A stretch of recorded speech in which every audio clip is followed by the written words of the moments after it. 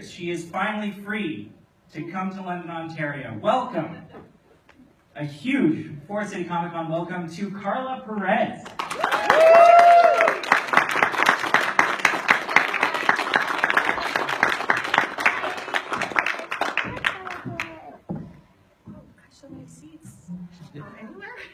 One of them is great. Okay. Oh, what do I do now? It's gonna shrink you. It's a whole thing. You've been there before. Okay. Let me go right here. That sounds good. How are you? Welcome. Someone else joining us? We have 2 mics here. Okay. I got nervous, so Hi I guys, came over how here are instead. you? Oh. Put that on. Hello. Yes, now it's on. How are you doing today? All right, I'm sure that everybody's going to have some questions, but I'll get us warmed up, get into the flow of things. Wonderful. So I know that at first when you took over the role of Rita, you had to wear some latex to age up your character and try to look as much like Machiko Soga as possible. Was that something that you were expecting to have to do for a long time, or is the plan always to get into youth potion, let's get me back into my own face as quickly as possible? Good question. When I began, yeah, they did put me in the prosthetics with the wrinkles. And no, I did not know what the storyline was going to entail, especially that he was going to incorporate her becoming young again. Right. So I thought that was my job. So you were expecting full contract, I mean, we putting this on. Costume, the wrinkles, the head, everything. I thought that's what I would be doing. And I did not realize how long the show was going to last and how many times I'd be coming back. So to me, it was just, in the beginning, a normal acting gig. And then, you know, after several episodes and watching the news and the rave reviews on the Power Rangers, I kind of got the hint that it was a lot longer than I expected. But it was a great thing for me. I was not complaining. Right. Yeah. So was it, were you relieved when they told you about the youth potion, that you were not going to have to sit Oh through that? my goodness, that was like the best day. The prosthetics that you have to put on, it's like, I'm not even sure. It's a type of latex, but it goes on as a liquid. So they start like putting it in the areas where you normally age. And then they give it a couple of minutes, and then it takes your skin and it singes it like that. And around the lips and around the eyes, and you're like, oh my God, what happened to me? It's a great effect because it seriously makes you look like about 20, 30 years older. But yeah, it was a nice thing because my skin had, it was relieved because putting that on every day, it takes a toll on you. And you know, the lighting, and you're always sweating, and just touch-ups in between scenes were terrible because you're always sweating. And they always have to put a little bit more latex because it peels off, and it was just gross. And I imagine that saved a lot of time. Like, how much time went into putting on the prosthetics in the first place? Well, in the morning, my call time was 4:30 just to be ready by 7. That's correct. At the time, yeah. So it took a while, but then when they put into the script that I become younger, you know, about another hour was taken off that, so it was better, much better. Right. A relief. You've cited the wedding episode as one of your favorites in the past. Was that part of it? Just knowing that behind the scenes, you're like, I can finally just go into this and not have to Oh go yeah. through that process? Yeah, that was definitely one of my favorite times filming was a wedding. That was just a wild episode. So if we go back to the beginning of taking over the role, I'm curious about what it was like to take on this role that was played by somebody else, sort of, because, you know, it was dubbed over from other footage. So when you were starting off, were you really trying to imitate what she was doing beforehand, or were you right away trying to give it your own spin? Well, when I got the job for Rita, I didn't actually do the traditional audition, so I didn't know who she was until I auditioned for a movie that Shiki Levy, the director of Power Rangers, was doing. And then I didn't get that role, but he called me in right afterwards and said, you know, I have someone in mind for you. I need you to take the screen test. Would you do it? I went, sure. And I went to the studios, and that's when he showed me the footage of, they used to call her in Super Sentai, Dandora, Right. Yeah. And I was like, really? I remind you of her? Come on, are you serious? He said, yeah, you could do this. He goes, but of course I want you to do your own little take on it. So he did give me the freedom to kind of do a twist on her. But of course they brought in the original costume that she actually wore, and they made the makeup the same. I was like, okay, well, I couldn't do too much, but I did try to make her a little more on the humorous side. So I just took her up a little bit. Sure. Yeah. Was the plan always to have the voice stay the same? So when I began, they did the screen test, and I started off with the voice and everything. It was all just the whole character, and they loved it. But I guess during the editing, they wanted the same effects where, it's always been dubbed. So they kept that. And but I hadn't known that when I first started. Right. Yeah. So as the series went on, did you find that sometimes her voice was in your head as you were acting out? Yeah, so while filming, you're doing the entire character, you're doing the voice, you're doing everything. And then after you're done with all the filming, they take it to a sound studio, and then they edit all the voices and stuff. Yeah. Sure. Now, what was it like to have that really unique send-off to the character when you got to be transformed into this human version of the character? I know that you pretty much through the entire run, you were in the same costume, the same makeup, the same hat, all the way through, and then in your final episode, you get to be a typical 90s human. What was that like? She was a yuppie, they said, a preppy yuppie. Back then, I guess the term was a young urban professional, but I don't know if they have that now. But back then, that was Countdown to Destruction, Power Rangers in Space, when Zordon, unfortunately, he passes. Yeah, rest in peace. But so from that light just made all the goodness come out of people, and apparently Rita and Zed were kind of good, in a way. So they had the chance to become their best selves, and that was a preppy young yuppie couple. So I really wish they would have done something a little different, like they were a little crazy but good, But it worked out because it was funny, they had a little dance. And I enjoyed it because that was the first time that, you're right, it was completely different from Rita. We, although we had to stay with the script, but we could go in our little direction. And I just wanted her to show that she really did love Zed. It wasn't like she was always like, you're terrible, Zeddy, what's wrong with you? But so to make sure that they were just kind of gazing at each other, and they really did have love for each other. That's what I wanted to show. So For sure. Yeah. I mean, it was a treat because we got to see you, and I mean, we already knew what your face looked like, but for Zed to see him all of a sudden being super yuppie with the sweater tied around his neck, and everything, that was a shocking sight. That's funny because that's the costume was Ed Neal. And he was telling me what I should do. No one's ever seen my face. I mean, it's different for you. Well, just play, go along, play with it, have fun. And I think he did a great job. Now, the character actually ended up continuing later on. I don't remember which season it was, but Rita ended up coming back in this mythic mother sort of figure. I know that you've spoken in the past about how you wish that you didn't necessarily like when Rita, I mean, you like when she had a softer side towards Lord Zed, but you liked your Rita evil. Yes. So what was that like to see the character kind of come back as this godly sort of, almost fairy godmother sort of figure?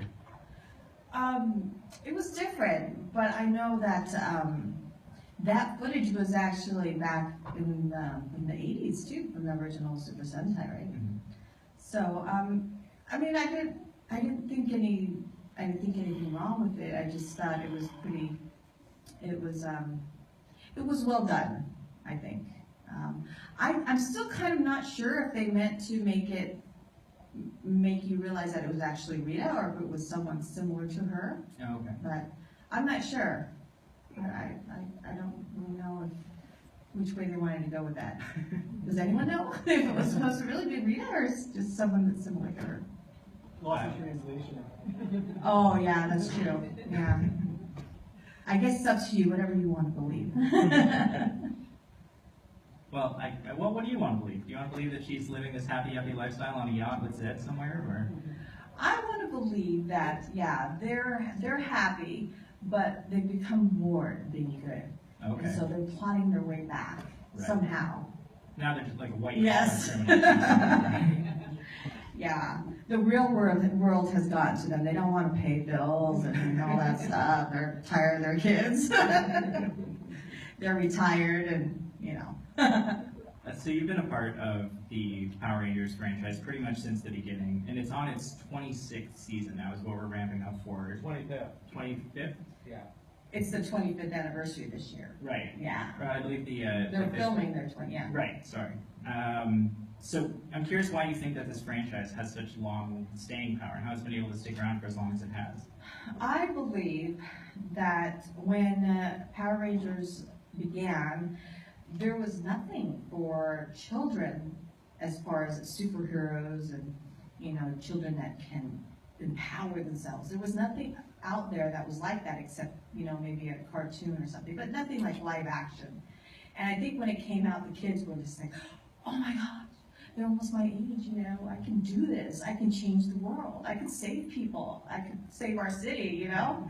So it was kind of one of those things that empowered the younger generation, and it still does that, because there still is nothing that can compare to it, if you think about it. I mean, is there another show that does that? No, and really, I was speaking to someone I drove out here with last night, and he was saying, you know, I get that question a lot, and he was saying, yeah, and even if they tried to compare it to the Power Rangers, it wouldn't compare because you don't have that production like Power Rangers, and it's just a classic that you can't really try and compete with. Sure. Yeah. But I think that's the reason, and you know, they were faced with daily dilemmas that the young people face all the time, and it showed you how to cope and how to be a standing young person in life. So it was a good moral show for the children. Yeah, That's great. younger generation, and still is. Yeah, that's something we need now as much as ever. Oh Absolutely. my gosh, yes, definitely. Oh, you kind of went somewhere when you said that. Well, I mean, I'm sure I don't have to. Well, no, wait a minute. I'm in Canada. You're not in the U.S. Okay, in the U.S. it's a little different because I'm sure you've heard in the news. There's so much. I don't know. Yes, there you go. Negativity. There's a lot of negativity, a lot of, it's just the situation, especially the political situation, it really drains people now, and it's, it seems like there's always so much turmoil and fighting and just bullying. It's just a bad climate at the moment. Sure. And it's sad for the younger people because that's what they're looking at. They're looking at that every day. It's in the media, whenever they're online. It's just there, and I'm sure it's doing something to them, and it's a sad thing. But hopefully, sooner rather than later, we can clean things up and at least make it a little better for younger people. Sure. Yeah. Nothing wrong with a little bit of ranger power to kind of hold people Exactly. over. Yes. Yeah. You talked about empowerment, and I'd seen an interview earlier where you talked about being a big fan of the direction that the Star Wars franchise has gone in with girl power and everything. Mhm. Do you think that gender and racial representation has a lot to do with why Power Rangers has resonated with so many different people? It's been a diverse cast since the very beginning, right? Yeah. I think the fact that you do have such a diverse cast as far as you have boys and girls working together on a team, and you know, girls are empowered too. They're not just empowered because, you know, they can speak and be a role model, but they can actually fight and, you know, do things and just be just like as significant as a male. So Right. You know, you don't have to stand in the background. You gotta get up there. You gotta show people what you can do and how you can help. And that's a great thing for women, especially girls, because now I'm sure before, as far as feminism and that, it was always there, but now it's a time. It's a time for women to just, you know, don't be afraid anymore. Don't just stand in the background. It's time to just show everyone what you have, you know, Yeah. what you can contribute to society. Yeah, I think there's something to that. You know, when everybody's putting on a costume, everybody's equal. Right. And there's no, I mean, when they take the masks off, sure, you know, the girls are girls and the guys are guys, and, you know, there's, you know, everybody's themselves. Right. But then when it comes time to do the right thing, it's about what you can do that matters, not necessarily Exactly. what's going on underneath the suit. And that's a great lesson to learn, because too many things weigh you down and, you know, show you or tell you something negative. And to have a show like that can just empower girls and, you know, of both genders is a good thing. Speaking Oh, of, no, not both, just many genders now. Maybe. You know that, right? Speaking of empowering young girls, I know a couple of years ago you were excited to introduce your own daughter to the series. Oh, yes, yes. Is she still... 12-year-old now. Okay, so is she still into Power Rangers, or has she outgrown that a bit now? She has outgrown it a little because she's watched every episode on Netflix now, so she knows all about it. But the funny thing is now I know all her friends because they're all like friending me on Instagram and Facebook. I was like, oh, okay. And they've got all the questions, but it's cute. It's really cute. Now it's not so much like, why is she Rita Repulsa? How come she can't be a Pink Ranger or something? But no, they like it, and she thinks it's pretty cool. Okay, I want to ask about a couple of particular instances, or just kind of like the culture of being on the set. One of them being, there was one episode where Amy Jo Johnson dresses as Rita and imitates you. Was that a flattering experience for you to have, you know, your mannerisms copied in this way, or what did that feel like to watch that happen? I thought it was funny. She did a good job. It was hilarious. Yeah, I think she should have put the headdress on, maybe the makeup. That would have been funny. But no, she did a good job. It was hilarious. And then when people think about acting, and a typical acting role, they're probably not thinking about people in these giant foam costumes, you know, covered in eyeballs and claws and antennae and whatnot. So what's it like going to work and interacting with these like otherworldly creatures? Like, do you have to focus to take it really seriously, or are you just leaning into the ridiculousness of it? Honestly, you have to. You have to just take it all in and just say, okay, you know, I'm on the moon with a bunch of monsters that work for me. So every day, I didn't feel like it was a job. It felt like I was just having a great time, like I was a kid again, and you know, and your imagination has just come to life, because really being on one of those sets, it's just wild, because like you said, these monsters with eyeballs all over them, and it was a fun experience, and I'm thankful for every moment of it. And like I said, you know, you're just playing. You're playing. You're having a good time. But yet you have to really get into character, because the animation is over the top, because really it's in a world where it is over the top.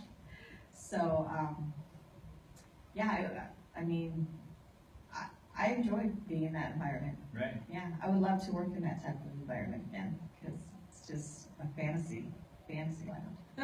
Did you ever find yourself struggling to try to make sense of things that just were never going to make sense? Like the fact that, you know, you have this witch character and your, I believe, biological brother is a skeleton for some reason. Like, it's operating on some really flimsy logic, so... It's funny, yeah. You know, that went through my mind, yeah, when they introduced the brother and my father. I said, really, it came from him, and that's my brother.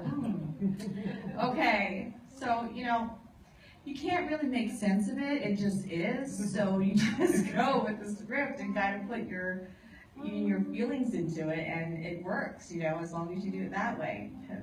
Or, you know, they could have all been adopted. Maybe Sure. Master Vital adopted both of them. Who knows? You know, that's how families work. So Yeah. That's a great way of thinking. Yeah. Did you ever, like, behind the scenes, have those discussions? Like, come up with your own theories about how things happened, or do you just kind of lean into it? And Basically, you just have to lean to it, go into it, and just, feel it. Yeah, that's basically what you do. The character Brie Repulsa obviously means a lot to you.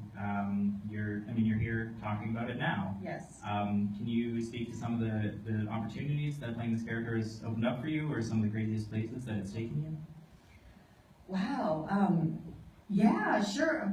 Back then, it was a little different because,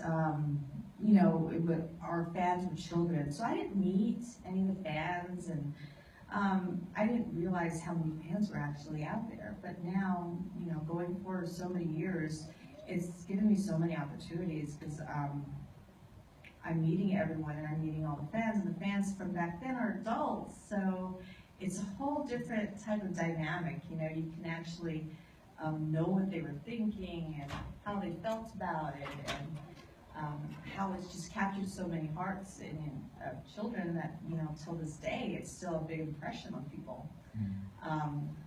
It's made me learn a lot that, something back then that wasn't that big, you didn't think it was, can really make an impact for the rest of your life. So it's very important to take everything that you do in life seriously and give it your all, because you don't know what's going to come around to you. It's here like 25 years later. I would have never known it would have been this big, and it's still going on, and all the people I meet and all the stories. It's just it's a heartwarming feeling, and I'm so appreciated that I was able to be even a small part of that. So yeah, I've learned so much from it, and I'll always be grateful for my experience in Power Rangers. We're a few years on from it now, and I think I know the answer to this, but I'm hoping it's maybe a little bit different. As far as you know, is there anything more that we're going to see from the Adi Shankar Power Rangers short film, or is that just kind of going to be this little? Does everybody know what I'm talking about? Have you seen this? The gritty, R-rated, super violent.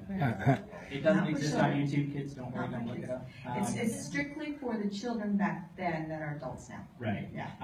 So I know that the hope at first had been to try to make something out of it, and then there were lawsuits going back and forth, and we've seen the reboot since then. So is that just gonna, as far as you know, just be this thing that we can look back on and enjoy nostalgically, or is anything else coming from that? Well, the idea when Adi Shankar produced it is, he's a very big Power Ranger fan. He's has the biggest collection, and he was one of the children that grew up on Power Rangers. And his idea was to make something that was just strictly for the fans that watched it back then, who are now adults. And if you know a little bit about his filming style, he likes the really dark and really gory and very dark side of filming, because he does Judge Dredd and Into the Gray and all that stuff. So that's what he wanted to create, and I think he did it.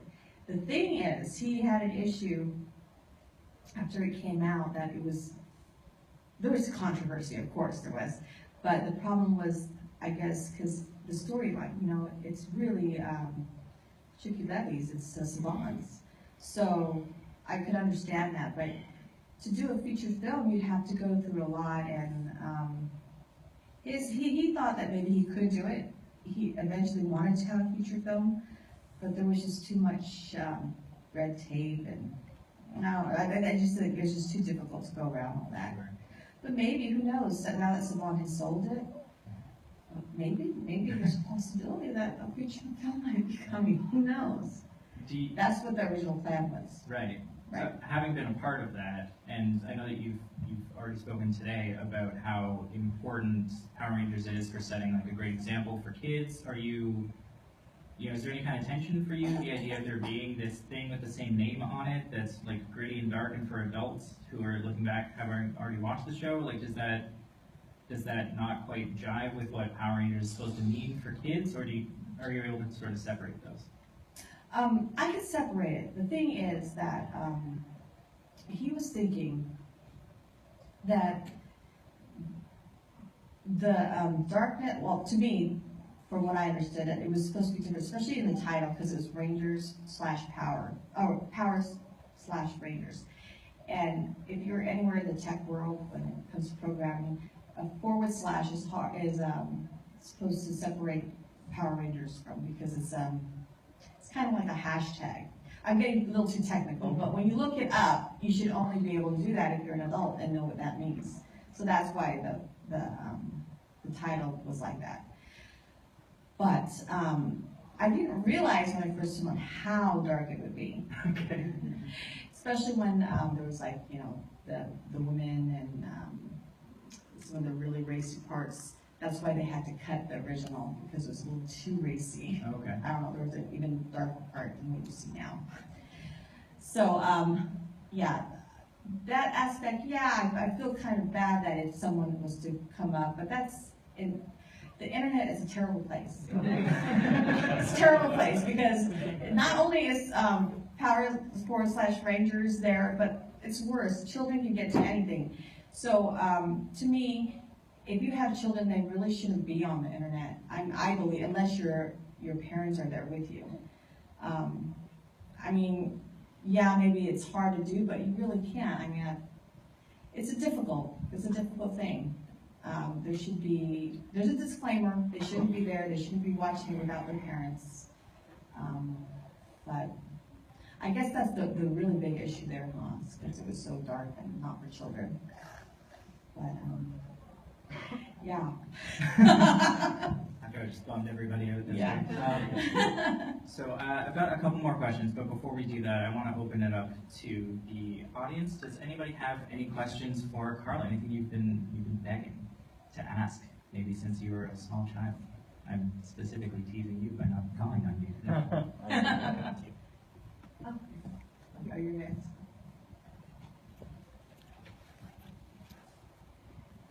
So in playing Rita, what's been your favorite kind of quirk or kind of your own little spin on something that you've given her that you've just kind of enjoyed doing over the years that you're not quite sure many people have noticed, but you just kind of enjoy doing for the heck of it? Oh, okay. Well, that's a good question.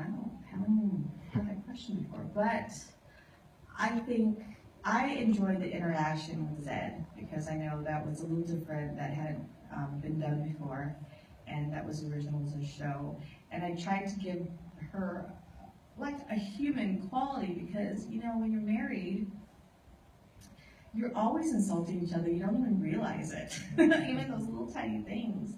And that's why I wanted to give, because he was so dark and kids were kind of scared of him. I wanted to soften that whole relationship a little with some humor. So I was always maybe like, you know, pushing him or giving him a little slap or a little like tap with the sun or something like that, or like face like, oh no, not again. But yeah, I wanted to put a little humor into that whole relationship. So I hope that came out the way I hoped it would.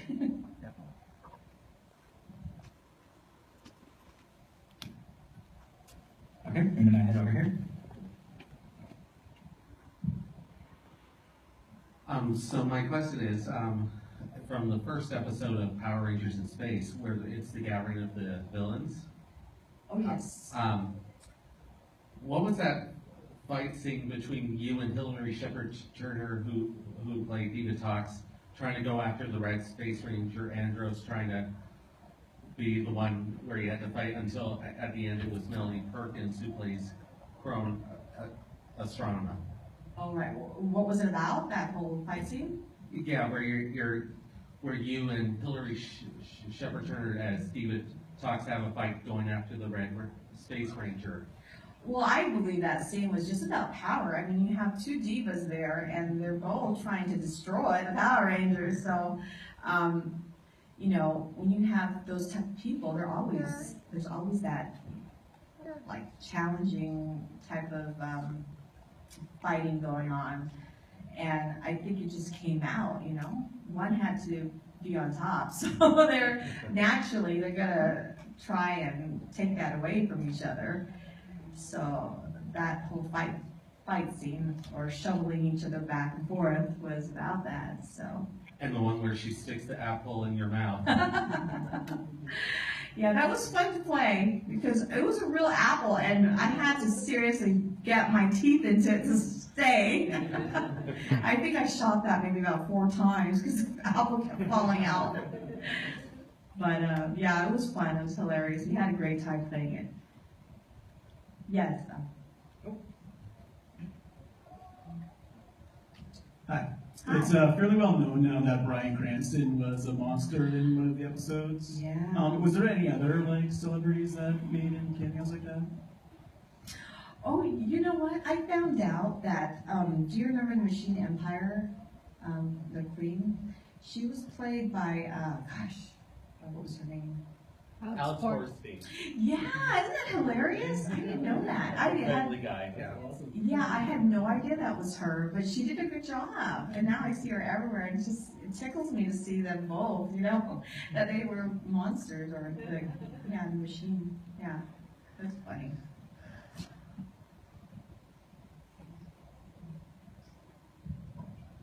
Hi, Hi. I have a couple questions. Yes. So it's, you never actually did the Rita's voice, right? It was, that was someone else did that separately in the studio? In the sound studio. So, when you were actually acting them, because it's such a distinct voice, when you said your lines, did you say them just with your normal, sweet, nice voice, or did you Oh, ever no, not at all. You can't do that. No? When you're acting, you have to just put everything into it. I didn't even realize they were dubbing my voice. I had no idea, because when I filmed everything. And I heard later that they kept it because it was, it had a good effect, and also because it was an original voice, it just kept going. But through the years, I mean, I always hear that voice, and people tell me, you sound just like her. How come they just didn't do that? You know, that's just how entertainment is. You don't know what they're going to do until after you've filmed it and you see it for yourself.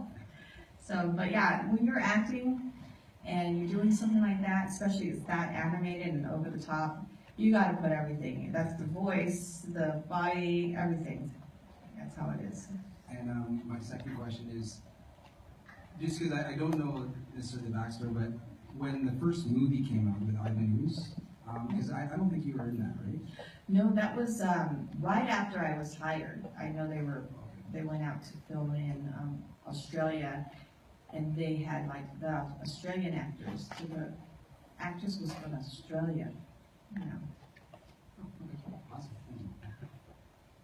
Cute baby. Oh my God, you're so adorable. I'm gonna eat you. She's serious. I'm serious. Get out of here. That's a headline. Kurt's more reader.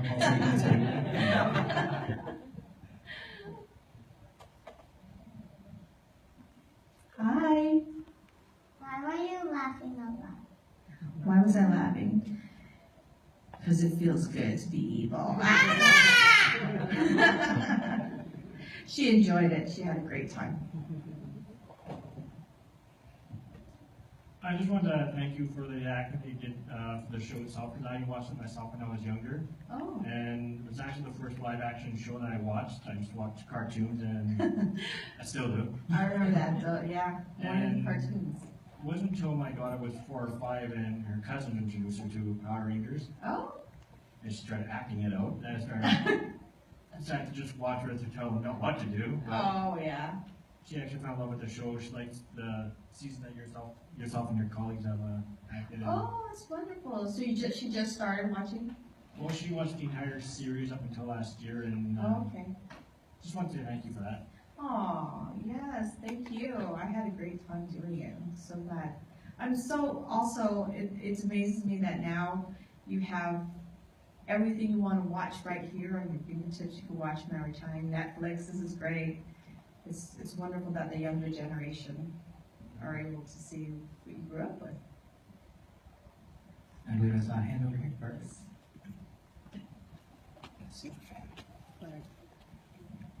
Okay, 2 quick questions. What, obviously you've met Rita, Look at this, guys. She gave me this necklace. Isn't it beautiful? It says MMPR in it. It took a little walk. It's got all the stones with the different It's colors. beautiful, thank you. Yeah, so when you met Barbara Goodson, who does the voice of Rita, what was Yes. your interaction with her? And also, too, if you could write Rita's story now, going forward, how would you, or what would your storyline be? Oh, wow. That's a good question. I liked your storyline, but the funny thing is, now with that new movie that came out by Lionsgate, that's a different storyline. I didn't hear that one before.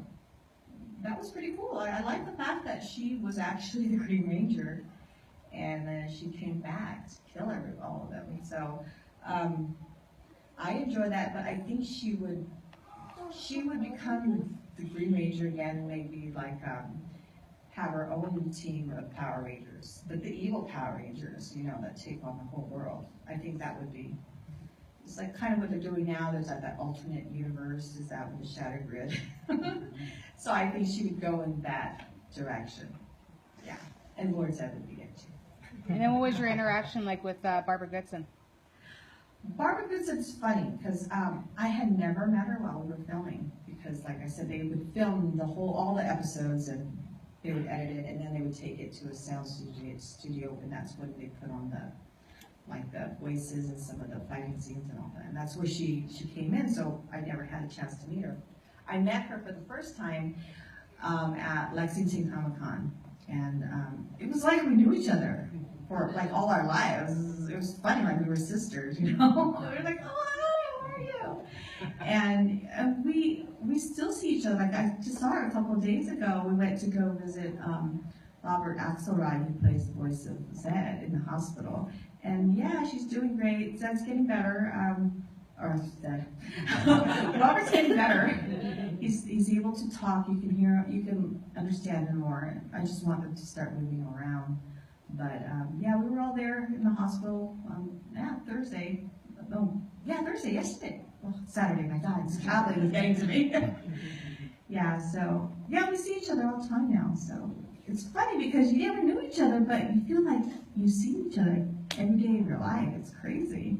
We're all just a big family, even though we don't see each other all the time. She's wonderful.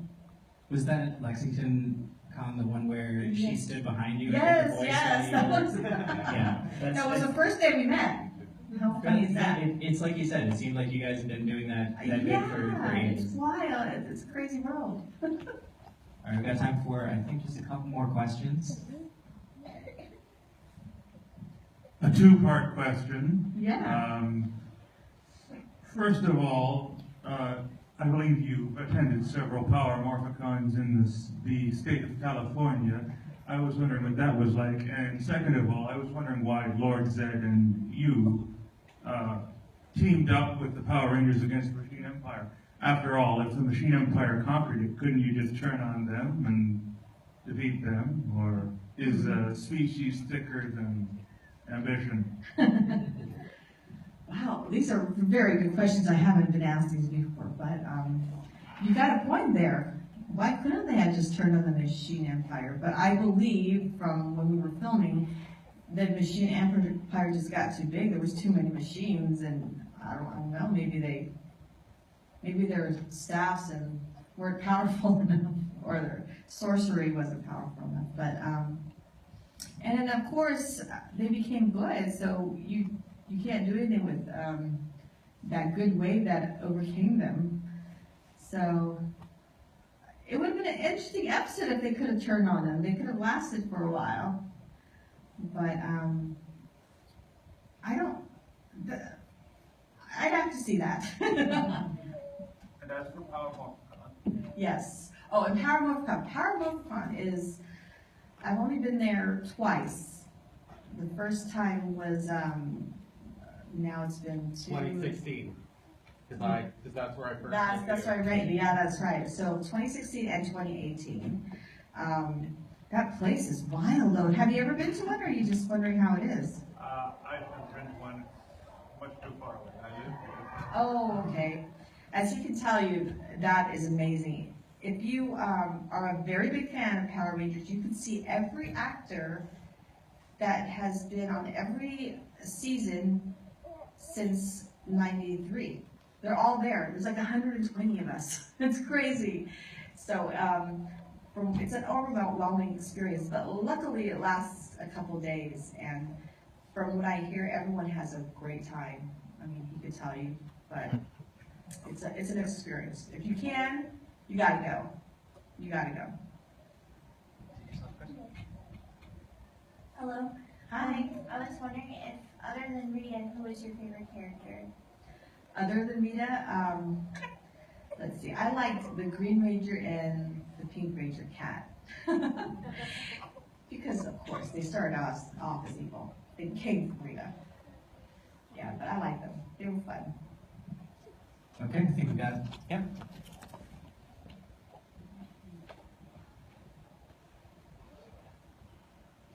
Hi.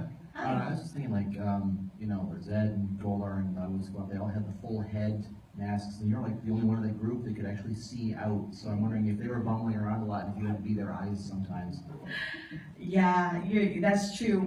Whenever they had a scene or a close-up, it was kind of difficult. There was a lot of times where, you know, they would get the spacing wrong, because it's hard to see out of those costumes. And then if you're in the costume for so long, you're sweating and your eyes are like, it's pretty gross.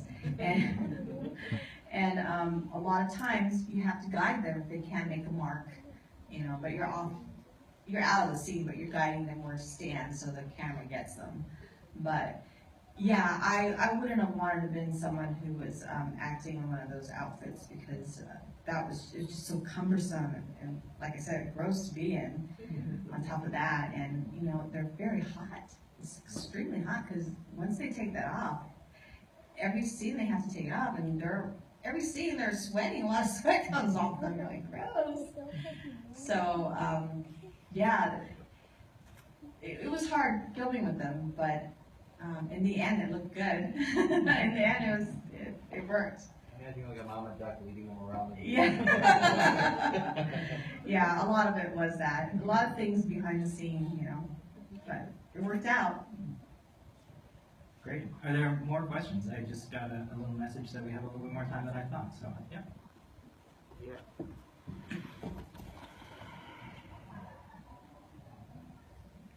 So, would you rather have Zed become immortal but have the Power Rangers be killed off, or would you rather have the Power Rangers be killed off and have Zed become immortal?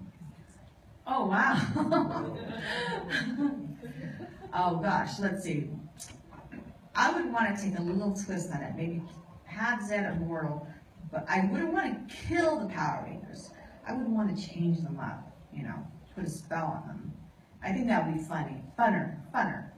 You know, to be able to like make them into puppets and have them do what you want forever. Yeah. Good question, though. So here's another question coming off of that. What do you think that Rita is like then? If, let's say, you know, she does eventually defeat the Power Rangers, like, where does that leave you? Where does that leave Rita? Does that leave her without a purpose, or? Oh no! Or what do I do now? Exactly. You know, like, do you need that competition at this point now that somebody's finally fought back against you so thoroughly? I know. These questions are amazing, you guys.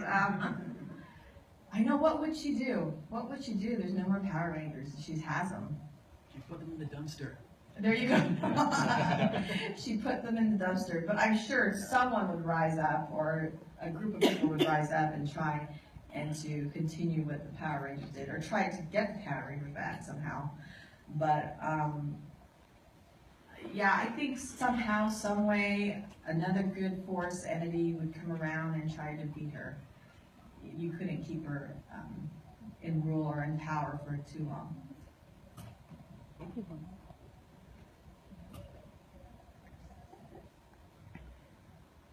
There were so many different monsters on the show. Did they ever like run out of ideas and be like, hey, does anybody have anything? Should we do like a rat monster? Or...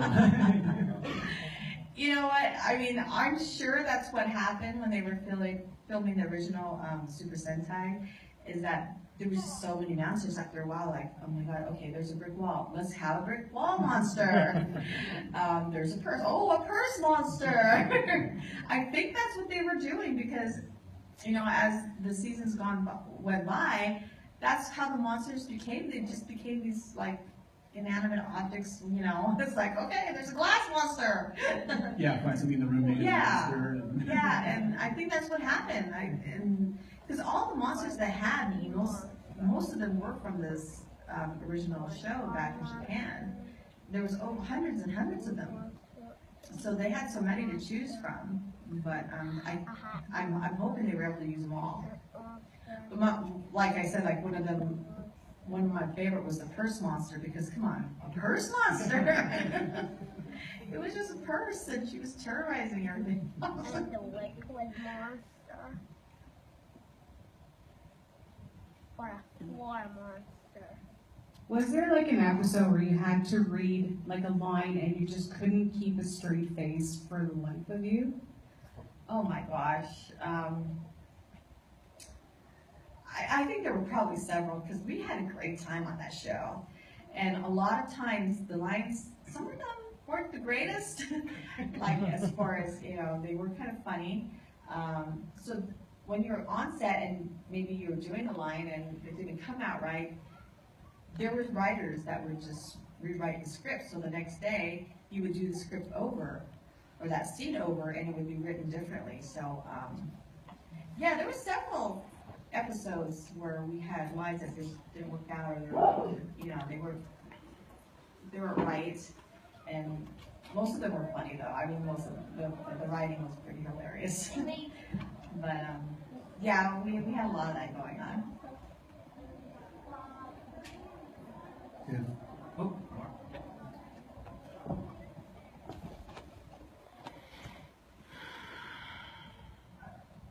Hi, me again. Hi. Hi.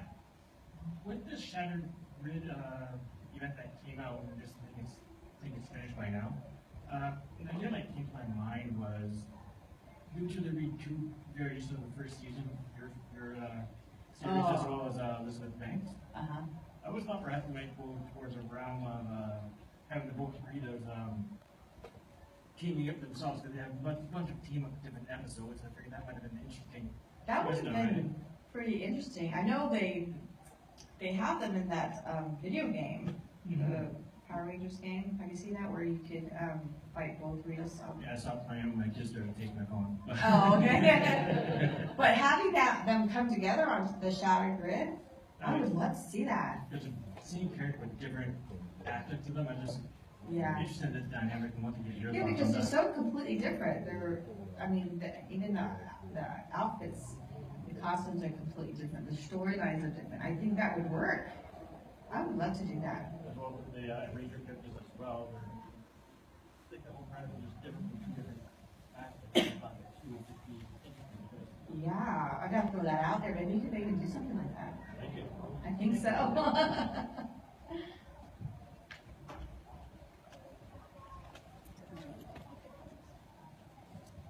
You were talking about girls, they're learning about power and control, being able to take care of themselves. Wondering if you learned anything personally about yourself playing the character. Yeah, I've learned a lot. I've learned that, you know, your ideas, whether you're not sure of them or not, they're ideas. You gotta put them out there. Because you don't know how good of an idea you have until you speak it and let people know about it, you know? And from one simple idea, so much greatness could come out of it. You know, you can't keep it inside, you have to speak up. And even though hers were evil and stuff, it taught me that, I mean, look what she accomplished. I mean, she never destroyed them, but she accomplished a lot. I mean, and we as women, you just have to speak your mind. Let it out there. Throw it out into the world. I mean, you will never know the greatness that can come out of your ideas unless they're out of your mind. You gotta put them out there. And that's what I've learned. I mean, yeah. Wow, it gives me chills, you know? It really gives me chills thinking about it. There's so much greatness that can come from just a simple idea, simple thought. You just have to speak it. Yeah. We've heard a lot about Rita Repulsa. I'm curious about what's next for Carla Perez. I see that you've got some roles that seem to be coming up. You seem to be getting back into acting. Can you tell us what's coming up for you? Yeah, I'm starting to act again. Since I've been out on the con circuit, I've been getting a lot of offers to do some films and stuff. He was talking about an indie film I was just in. That should be going out to one of the film festivals. It's funny, the character, she seems evil because she comes out with all the leather and she's got this leather face on. She's a crazy character. But there's a twist to her because even though she's evil, she's more like a evangelist or a vigilante. A vigilante, yeah. So she comes out like she's gonna kill somebody, but there's a good twist to it.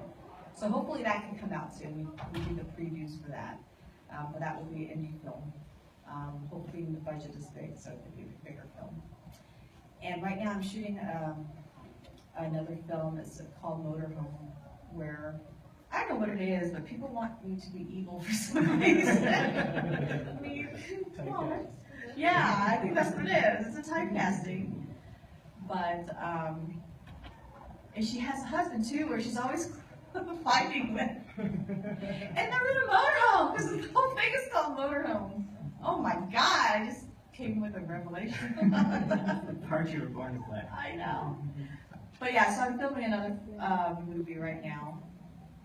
Hopefully more come into works. We'll see what happens. But yeah, it's a great thing because now that I'm back and starting to film again, so that's wonderful. We'll see what happens. Yes. I was told that if I had any dream questions to save them to the very end, which we are at now. Oh, so okay, I great. you have the photo op to get to. You know, we were doing a photo op in Blu-ray upstairs. Okay, yeah, so if anybody wants to catch a photo op in the photo area, Carla's up there next, and then upstairs on the exhibition floor available for autographs and pictures. But my dream question that I wanted to ask is, I'm just curious if you have a hard time getting people to take you seriously when you have a headache. I cannot tell people that because every time I say I have a headache, even my family, they're like, "Oh no, she has a headache." Naughty guys, stop it! So I don't say it anymore because that's what I get every single time, no fail. Yeah. All right. Perfect. So thank you everybody for